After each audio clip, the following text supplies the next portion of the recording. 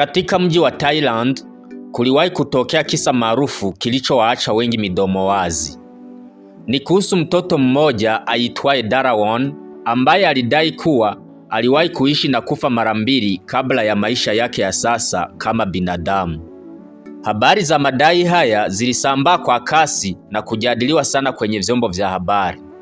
Mtoto Darawon alieleza kuwa katika maisha yake ya kwanza aliwahi kuishi kama mnyama wa porini kulungu. Alisema aliuawa na muwindaji. Baada ya kifo hicho, alizaliwa tena kama nyoka aina ya kobra. Hata hivyo, maisha yake kama nyoka pia hayakudumu. Aliuawa tena, safari hii kwa kushambuliwa na mbwa wawili waliokuwa wakimilikiwa na mwanaume mmoja aitwaye Barakiu. Baada ya kifo chake akiwa nyoka, ndipo alipozaliwa upya kama binadamu, mtoto Darawon wa sasa.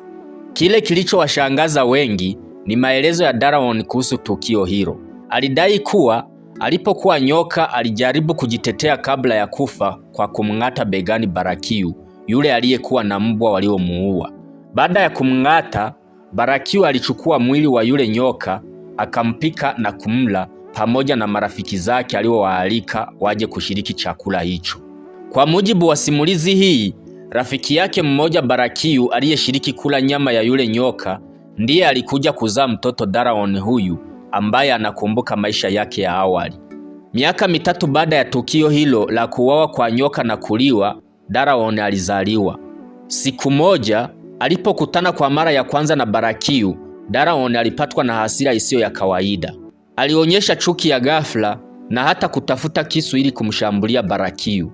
Tukio hili liliwatia hofu wazazi wake, hasa mama yake ambaye aliamua kumtuliza na kumuuliza ni nini kilichomsibu. Mtoto huyu Darawon bila kusita alianza kumweleza mama yake kwamba katika maisha ya awali aliwahi kuwa nyoka na aliuawa na mwanaume huyo ambaye alimpika na kumla.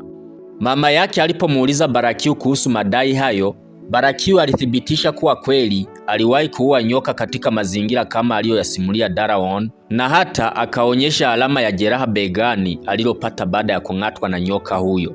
Swali kuu likabaki, mtoto Darawon hakuwahi kukutana na Barakiu hapo awali, wala hawakuwahi kuzungumza kuhusu tukio hilo. Sasa aliwezaje kujua kila kitu kwa undani kiasi kile?